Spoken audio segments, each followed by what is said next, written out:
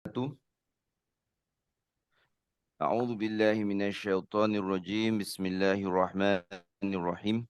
Alhamdulillahi rabbil alamin wassalatu wassalamu ala asyrafil mursalin sayyidina wa maulana Muhammadin wa ala alihi wa sahbihi ajma'in. Nawaitu ta'alluma wa ta'lim wa tadhakkura wa tadhkir wa nafa wal intifa wal ifada wal istifada wal hatha ala tamassuki bi kitabillahi wa sunnati rasulillahi sallallahu alaihi wasallam.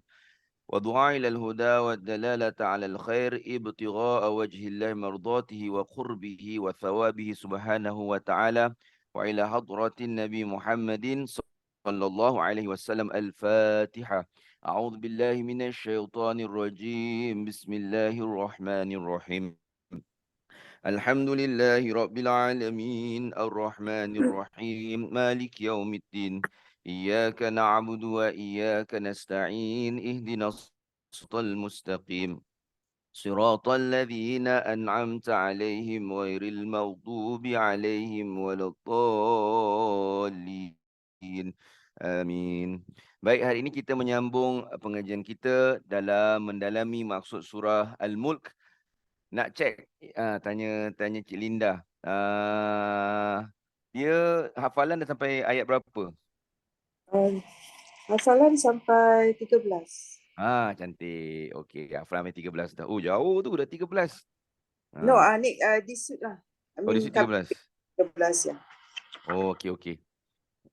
Tapi 13 minggu lepas kita dah huraikan kan? Jadi hari ini kita cuba untuk masuk ayat ke-14 dan 15. Okey? Jadi kita dah, Alhamdulillah, kita akan masuk, yang hafalan akan masuk 13. Ni kira jauh ni. Okey, lepas tu 14 atau 5. Hari ini kita akan lihat pada makna 14 dan 15. Jadi senang untuk kita hafalkan nanti, InsyaAllah.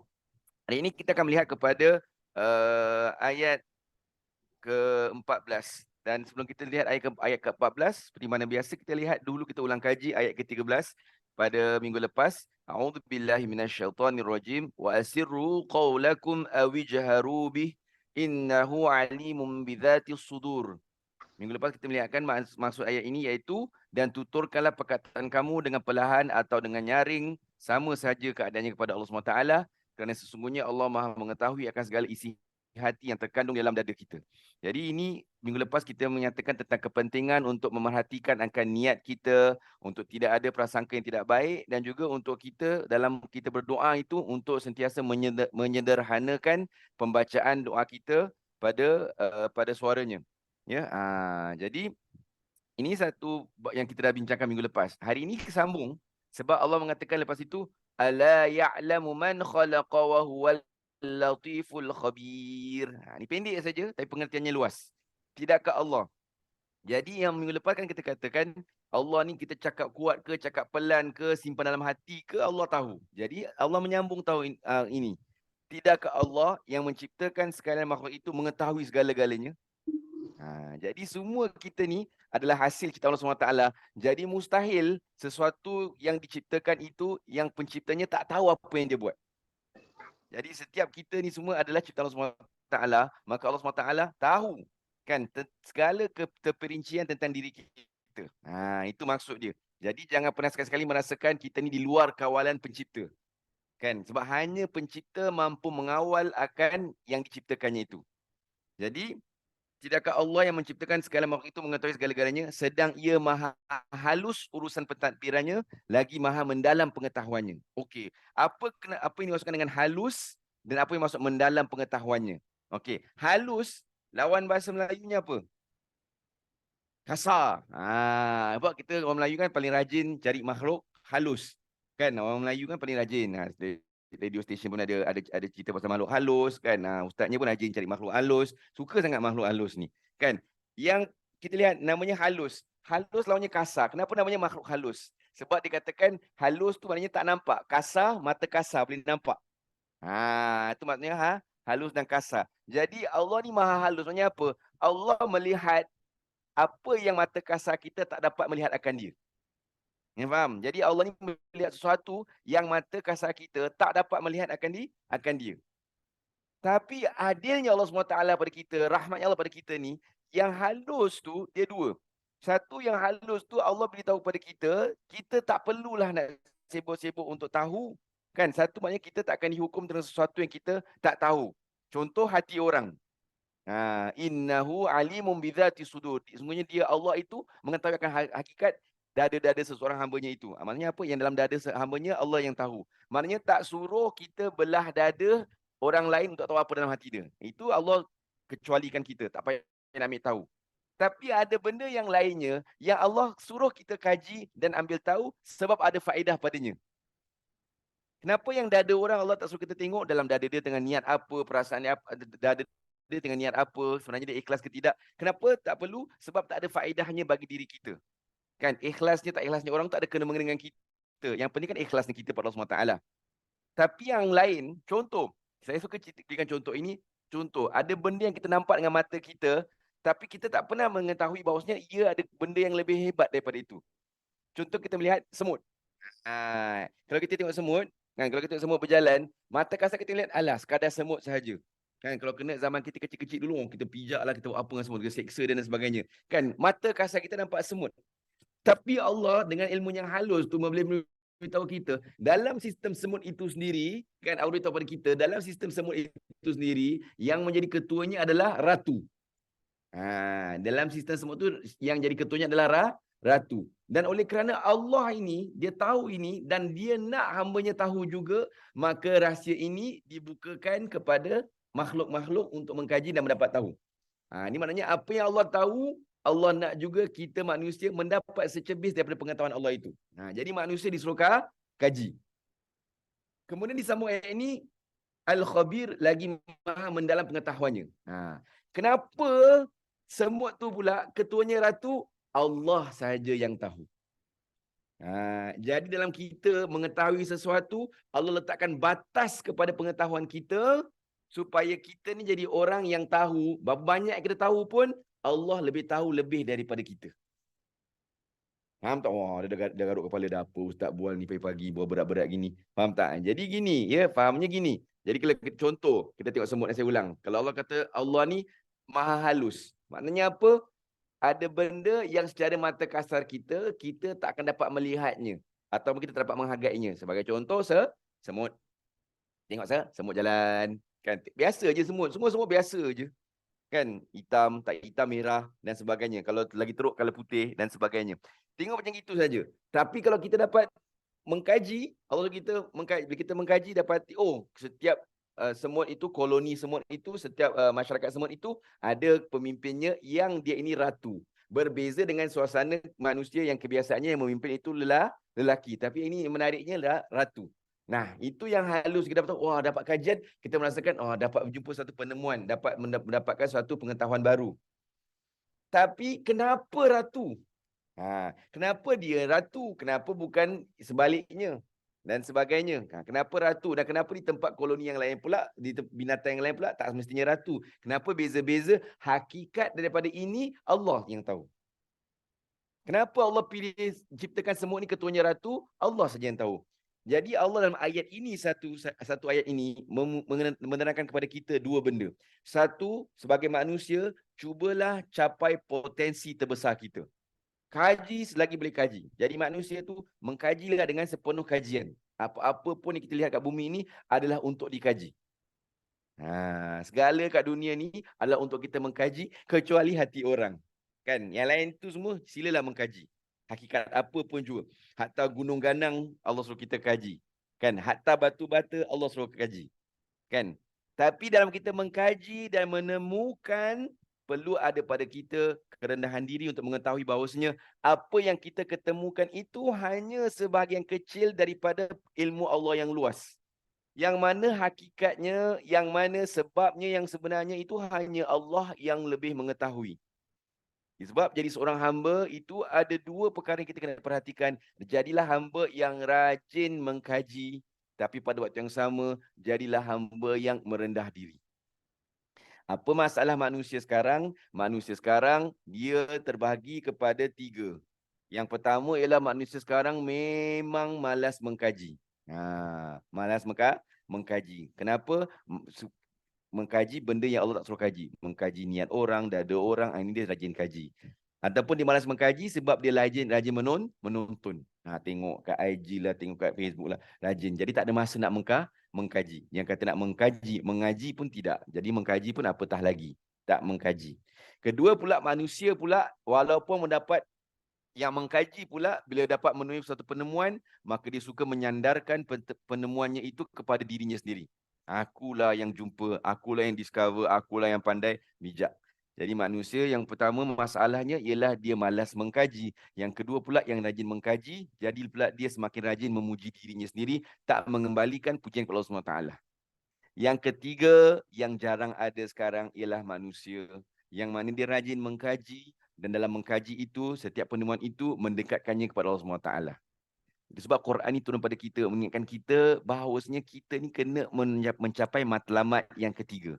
Yang ketiga ni, bila mana kita mengkaji dan kita menghargai dan merendah diri, jadilah kita hamba yang bersyukur. Sebab menggunakan deria kita, mata kita untuk mengkaji, kan? Mata untuk mengkaji, anggota tubuh tangan kita mungkin untuk menggerakkan perkara-perkara kajian tersebut, dan hati kita untuk mensyukuri, untuk menghargai, untuk merendah diri. Bila setiap anggota tubuh badan kita ni digunakan untuk mengkaji dan merendah diri, itulah maksud daripada syukur. Yang Allah kata dalam Quran sendiri, wa qalilum min ibadiyasy syakur. Manusia ni dia kurang bersyukur. Kenapa? Sebab ada kemampuan anggota tubuh badan malas mengkaji. Dan bila dah dapat mengkaji, tak memuji Allah, suka puji diri sendiri. Maka Allah kata, sikit sangat. Wa qalilun min ibadiyasy syakur. Yang bersyukur ni sikit sangat. Sebab manusia ni rata-rata antara dua ni. Dia rajin, dia malas mengkaji dan dia suka memuji dirinya sendiri. Masuk pada ayat ke-15. وَالَّذِي جَعَلَ لَكُمُ الْأَرْضَ ذَلُولًا فَامْشُوا فِي مَنَاكِبِهَا وَكُلُوا مِنْ رِزْقِهِ وَإِلَيْهِ النُّشُورُ. Apa kata minggu depan kasih menarik sikit. Bila sampai ayatnya saya suruh yang pelajar je baca. Baru best. Faham tak? Habis semua terdungak kepala. Minggu depan nanti kita try Kalau ayat ni saya sebutlah nama-nama kat skrin ni, satu orang baca. Jadi minggu depan masuk 5 orang aja kot. Aku nak baca pula, jadi kelas tajwid pula, dah kena baca. Satu ayat je. Okey. Dialah yang menjadikan bumi. Dia siapa? Allah. Yang menjadikan bumi bagi kamu. Tengok, ayat ni berkait dengan ayat 14. Kan? Jadi saya dah katakan Allah ni sifat Rahman Allah. Allah ni dia maha halus pengetahuannya, dan Allah juga yang mendalam pengetahuannya. Dan Allah nak kita jadi orang yang mencapai secebis daripada itu. Ambil sikit dah dapat pengetahuan yang banyak, dapat manfaat yang banyak. Jadi dialah yang menjadikan bumi bagi kamu mudah digunakan. Jadi Allah maknanya kat dunia ni Allah jadikan dia mudah. Mudah untuk apa? Kita bergerak, untuk berinteraksi, untuk kita beraktiviti pada bumi yang kita ada ni. Allah kata dalam Al-Quran, wa atakum min kulli ma sa'altum. Aku buatkan bagi kamu itu apa saja yang kamu nak. Sa'altumu ni berkaitan sa'alah, maknanya apa? Yang kamu minta semua aku adakan. Minta ni daripada Allah SWT, bukan mestinya minta secara zahir, kita minta. Ada benda yang kita nak, tapi yang Allah tahu kita perlukan, tapi kita belum minta, Allah dah bagi dah. Contoh senang, pagi ni, ada tak kita yang bangun minta pada Allah untuk bernafas untuk hari ini? Bahkan dah berapa tahun hidup kita ni, bangun saja je bernafas. Adakah kita minta pernafasan kita untuk setiap hari? Tak. Tapi walaupun kita tak minta, Allah bagi. Sebab kenapa? Allah tahu kita perlu. Itu kita pun tak bersyukur kan? Macam take for granted. Memang bangun, memang dapat udara, memang hidup. Berapa ramai orang yang tidur, tapi takdirnya dia bangun tak dapat menyambung kehidupannya. Kita bangun, dapat celik mata, dapat tengok Quran dan sebagainya. Bersyukurlah. Allah mudahkan untuk kita. Ya, jadi mudah digunakan. Bumi ni mudah digunakan. Hatta tengok hikmah COVID ni. Cakap pasal COVID ni kan, lama supaya kita tak lupa COVID ni. Apa hikmah COVID-nya? Tengok pada diri kita semua ni, yang ada grup ni. Ini kan grup hasil daripada COVID. Allah mudahkan bumi ni. Walaupun bumi ni nampak sempit. Ni masuk bumi dimudahkan. Pada waktu COVID, semua orang kena lockdown, semua kena dalam rumah, tak boleh keluar dan sebagainya, tak boleh berinteraksi dan tak boleh buat kerja. Wah, tak boleh. Allah tetap mudahkan untuk manusia. Walaupun manusia ni apa yang penting untuk manusia? Komunikasi. Walaupun tak dapat secara zahirnya berkomunikasi, Allah gerakkan minda manusia menghasilkan sesuatu yang padanya walaupun tak dapat sebagaimana biasa kita berkomunikasi dan berinteraksi, ada juga wadahnya untuk kita hilangkan rindu kita dan perasaan kita untuk berinteraksi. Ini ayat ini kalau kita baca, ya betul lah. Kan Allah mudahkan. Jadi ingat, kalau Allah ada satu benda kesulitan yang manusia hadapi, Allah dah janji kat dunia ni, tak ada yang sulit, Allah akan memudahkan untuk kita. Bahkan hikmahnya, dulu waktu boleh bergerak sana sini, susah nak ngaji. Tengok cantik Allah susun untuk kita. Dulu waktu senang ke hulu ke hilir, susahnya nak ngaji. Senangnya kita nak ke JB. Senangnya nak bercuti.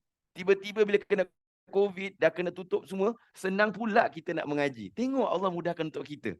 Untuk sesuatu. Fikir macam gitu. Kan fikir macam gitu cantiknya Allah berikan kepada kita. Sebab Allah kata dalam Al-Quran, asa an takrahu syai'an fahuwa khairul lakum. Mungkin kamu tak suka benda tu. Kan, kamu tak suka COVID. Semua tak boleh, raya pun tak boleh. Fahuwa khairul lakum. Tapi ia sangat baik untuk kamu. Baik dia untuk kamu. Sebab apa? Dengan sebab COVID ni lah ada kumpulan sahabat Al-Quran ni. Buka Al-Quran ni boleh sampai sekarang bangun 4 pagi. Kan dulu time tak COVID, macam kena COVID pula. Tidur satu hari. Kan suruh bangun lambat. Wa asa an tuhibbu syai'an. Dan mungkin kamu suka satu benda tu, fahuwa syarrul lakum. Kan? Wa huwa syarrul lakum, sedangkan benda itu tak bagus untuk kamu. Kamu suka benda tu kan, suka berjalan ke sana sini, bebas berjalan, tapi tak bagus sebab apa? Banyak sangat bebas berjalan, tak berjalan pada benda yang Allah redha padanya. Allah sambung apa? Innallaha ya'lamu wa antum la ta'lamun. Demi sungguhnya Allah itu tahu dan kamu manusia tak tahu apa-apa pun. Jadi itu. Maka berjalanlah. Jadi dah mudah. Allah suruh kita apa? Berjalanlah di merata-rata ceruk rantaunya. Allah suruh kita apa ni? Bila kata berjalan di merata-rata ceruk rantaunya, berjalanlah dengan niat-niat yang baik di atas bumi Allah. Siru fil ardi. Maka berjalanlah, mengembaralah, berkelanalah. Maknanya berjalan itu ialah berjalan dengan berfaedah. Berjalanlah besok para bapa-bapa kan dan sebagainya daripada kita untuk mencari rezeki, mencari nafkah, untuk berjalan. Berjalanlah untuk bekerja. Berjalanlah untuk berkhidmat kepada manusia. Berjalanlah untuk menabur jasa di muka bumi ini. Berjalanlah untuk mengkaji. Daripada maksud ayat yang pertama yang kita baca tadi, berjalanlah untuk mengkaji. Maknanya apa? Dekat bumi Allah ini, sebabkan bumi ini milik Allah, maka kita jalanlah di atas bumi ini dengan apa yang pencipta bumi ini nak kita berjalan atasnya. Jadi berjalan. Ustaz, saya nak jalan je tapi jalan macam ustaz kata mengkajilah, ustaz kata berkelanalah, ustaz kata gini lah. Saya nak jalan-jalan je ustaz. Saya nak jalan contoh sampai Korea ustaz. Boleh tak? Tak ada masalah. Kenapa sampai Korea okey? Sebab dua. Sebab kita jalan kat Korea niat dosa tak? Tak. Niat nak berjalan merehatkan minda, meluaskan pandangan itu. Dan kedua kalau niat kita betul, jalan ke Korea kena apa? Allah kata Al-Quran lita'arafu, untuk kita kenal. Oh, dekat Korea macam gini. Oh, dekat Korea boleh gini kan dan sebagainya. Boleh. Kenapa contoh Korea saja-saja contoh Korea? Faham tak? Saja-saja inspirasi kan. Serta makanan dari rezeki yang dikurniakan Allah.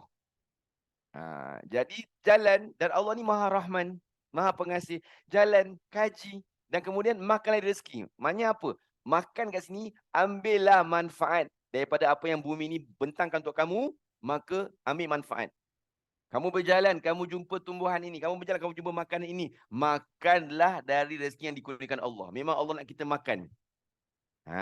Jadi ada dua tugas kita sebagai manusia, iaitu untuk berjalan di bumi ini, berjalan dengan matlamat yang baik dan bukan matlamat yang jahat. Matlamat tu apa? Letaklah matlamat apa pun. Kita matlamat berjalan untuk mengkaji, matlamat berjalan untuk meneroka.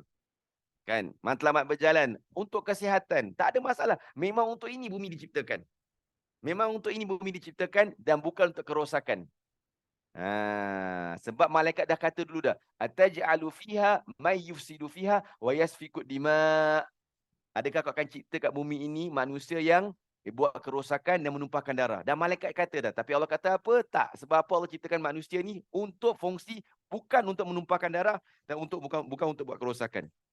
Selain itu, Gunakanlah bumi ini sebaik mungkin sebagaimana Allah nak kita gunakannya. Tak ada masalah. Dan bahkan Allah suruh lagi, makanlah dari rezeki yang dikurniakan Allah. Jadi Allah suka dalam hadis Nabi SAW, kesan nikmatnya pada hambanya. Allah suka kesan nikmatnya pada hambanya. Kalau pakai pakaian yang baik, kalau makan makanan yang baik. Allah suka. Sebab apa? Memang untuk kita. Macam mak kita masak, mak kita paling suka kalau dia masak apa? Kalau dia masak apa yang mak kita suka daripada hasil daripada masakan dia? Dia suka tengok kita makan. Perhatikan tak mak-mak kita kalau dia masak, dia kadang-kadang tak makan pun dengan kita. Ataupun kalau dia makan sikit je. Kita yang macam gegasi ni kan, makan banyak depan mak kita. Kenapa? Sebab mak kita dah cukup kenyang tengok kita makan dah. Mak kita kan biasa kan, kalau makan dah ada sikit tu kan. Balik ada makanan tu kat dalam periuk tu. Pernah tak kalau kita makan mak kita, kadang-kadang dia teman kita gitu-gitu je lah, kesian tengok kita kan. Tapi sebenarnya dia tak ada masalah pun tak makan. Sebab apa? Kenyangnya, bahagianya mak kita tu sebab tengok kita makan. Dan Allah SWT bila menciptakan bumi ini, Allah gembira melihat kepada hamba-hambanya memanfaatkan bumi ini dan mengambil hasil bumi itu. Tapi ingat, setiap yang Allah suruh dan setiap yang Allah suka itu ada batas. Kat sini apa? Allah kata, dan ingatlah. Kan? Dan ingatlah kepada Allah jualah tempat kembali kamu sesudah dibangkitkan hidup semula. Maksudnya apa? Kamu nak berjalan-jalan, kamu nak makan-makan, tapi ingat, dalam setiap perjalanan kamu dan dalam setiap pemakanan kamu, apa yang kamu ambil daripada nikmat aku, itu semua akan dipersoalkan. Tsumma latus'alunna yauma idzin anin naim. Jadi kenapa Allah letak macam gini? Supaya manusia bila buat benda tu, orang beriman bila dia buat kerja itu, mungkin zahirnya nampak macam orang lain buat. Orang beriman pergi kerja, orang tak beriman pun pergi kerja. Dua-dua pergi kerja. Tapi orang beriman bila pergi kerja, dia letak matlamat je, kerja bukan sekadar kerja untuk kerja. Tapi ada matlamat besar. Apa dia? Ingatlah kepada Allah. Kerja itu mengingatkannya tentang apa? Kudrat yang Allah kurniakan kepada dirinya untuk mencari nafkah. Bila dia bekerja, diingat ini ada tanggungjawab yang Allah berikan pada diri dia. Bila dia bekerja, ini ada sebagai memanfaatkan apa yang Allah berikan pada dirinya. Tengok, apa saja pun, kalau dia buat, balikkan pada Allah. Maknanya Allah beritahu pada kita, kat dunia ni, kau buatlah apa pun juga. Tapi ingat, setiap yang kau buat itu akan dihitung Allah SWT. Maka oleh itu, Allah beritahu pada kita, niatkanlah segala apa yang kau buat kat bumi ini, hanya untuk dapat redha Allah. Maksudnya setiap langkah kita kat bumi ini atas redha Allah. Jangan buat benda, jalan mana pun. Hatta daripada satu bilik ke satu bilik pun, jangan sampai gerak satu bilik ke dalam satu bilik rumah kita, dalam keadaan Allah tak redha dengan pergerakan kita tersebut. Itu yang Allah beritahu pada kita. Kan, bumi ini aku bentangkan luas untuk kamu, silalah mengkaji. Silalah untuk memanfaatkannya. Silalah untuk gunakannya. Kan? Tapi pastikan dalam kamu memanfaatkannya itu, niatnya kembali kepada Allah. Dan ini ulang balik pada ayat ke-14 tadi.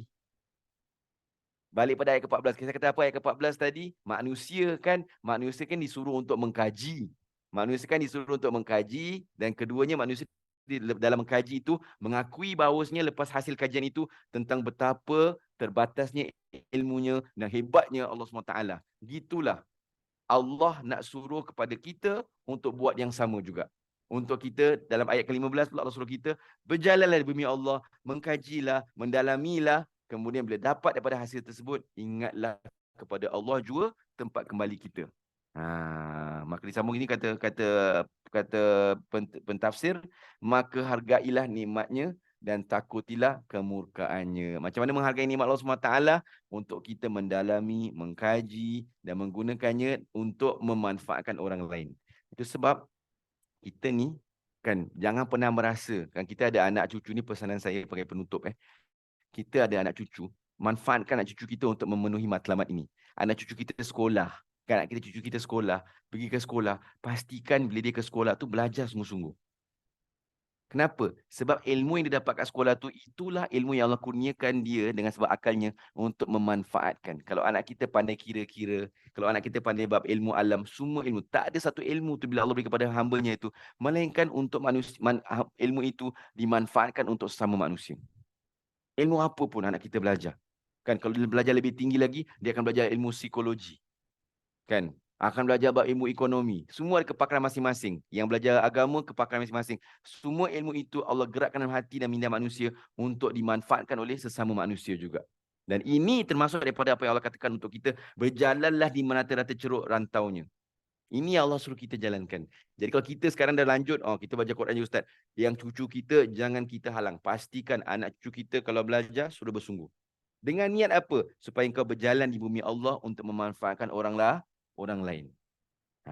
Sebab sekarang kita tegur, sebab sekarang ada setengah-setengah, maaf kata, orang bila dia mengajar kata, ilmu yang kita belajar ni semua tak penting. Ilmu psikologi ni tak penting. Ilmu ni semua tak penting. Ini bukan ilmu yang Allah nak kita. Maaf, ini tak betul. Ya, ini tak betul. Kalau orang ajar kita, kau belajar kat sekolah ni pun tak guna. Sebab apa? Dia akan buat kau tak dekat Allah SWT. Minta maaf, jangan dengar cakap orang macam ini. Sebab ini semua Allah gerakkan untuk kita manfaatkan sama manusia. Allah tak buat sesuatu benda tu sia-sia untuk manusia. Apatah lagi yang berkaitan dengan akal dan juga mindanya. Jadi ini pengajaran kita untuk ayat 14-19 kaitannya sangat kuat. Untuk jadilah manusia yang mengkaji, yang sentiasa mengkaji, mendalami, meneroka, kan, sentiasa terbuka minda untuk melihat alam ini dan mengambil manfaat daripadanya. Kedua, dalam kita berbuat demikian, ingatlah ini menunjukkan betapa lemahnya kita, betapa kurangnya kita. Setinggi mana pun kita, lagi tinggi lagi, lebih tinggi lagi apa yang ada pada Allah SWT.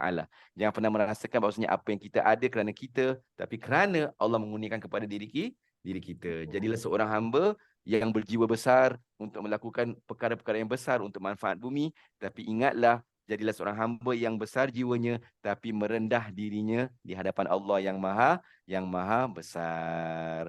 Wa sallallahu ala sayyidina Muhammadin wa ala alihi wa sahbihi ajma'in. Walhamdulillahirabbil alamin. Assalamualaikum warahmatullahi taala wabarakatuh. Terima kasih. Terima kasih Pak Ustaz. Terima kasih Ustaz. Sama. Ustaz.